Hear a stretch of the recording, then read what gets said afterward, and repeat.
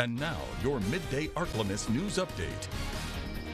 Good afternoon. Thanks for tuning in to NBC News Daily. I'm Hannah Clark with your Midday Ark-La-Miss update. Some big news out of Lincoln Parish. A Simsboro woman has hit the jackpot. On Thursday, April 4th, officials confirmed that the $825,000 Louisiana Lotto jackpot from March 20th drawing was claimed on March 28th by Francis Richardson. The single winning ticket was purchased from Shop-A-Lot number 17 in Coshada, Louisiana, and the store received a 1% selling bonus of $8,250. Governor Jeff Landry making a renewed push to get the scholarships of athletes revoked if they aren't present for the national anthem. The Lady Tigers weren't on the court when the anthem played during the Elite Eight game. Here's more on the governor's continued push.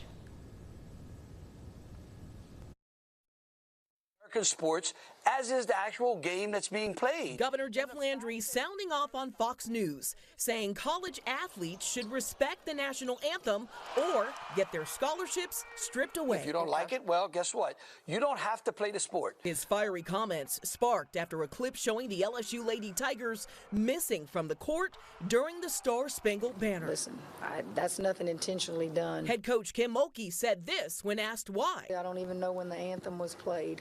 We kind of have a routine where we are on the floor and then they come off at the 12-minute mark. That's when the anthem. I don't know, and we come in and we do our pregame stuff. Pregame or not, the governor wasn't buying it.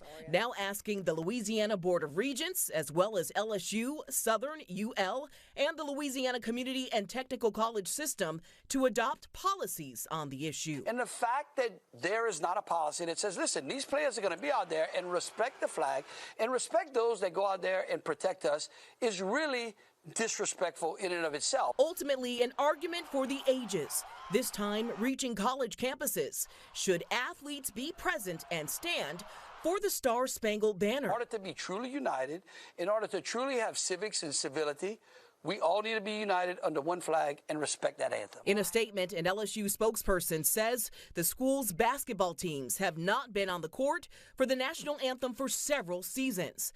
The Louisiana Democratic Party also responding, saying, quote, the governor is engaging in divisive rhetoric that deepen rifts within our community.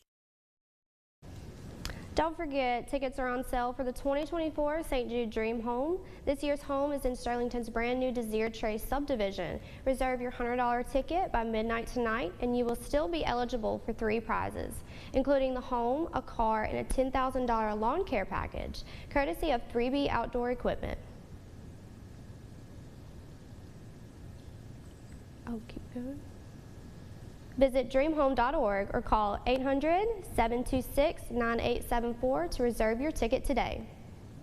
And now, exclusive Storm Tracker Doppler weather with meteorologist Chase Ward.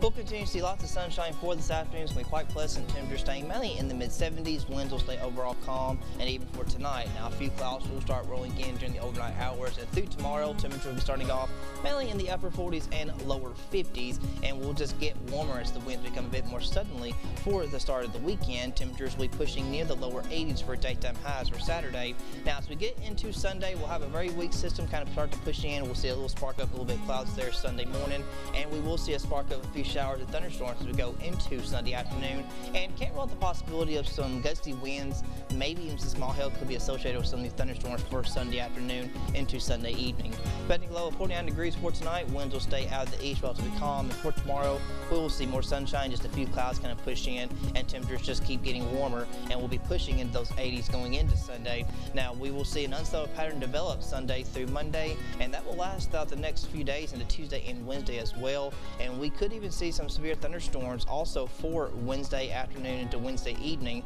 Temperatures will not vary that much, staying mainly mid-70s, dropping to lower 70s by Thursday and Friday, as storms will still linger, but sunshine will start to return as we close out the week on Friday. Overnight lows will continue in the mid-60s, but then drop into the mid-50s late next week.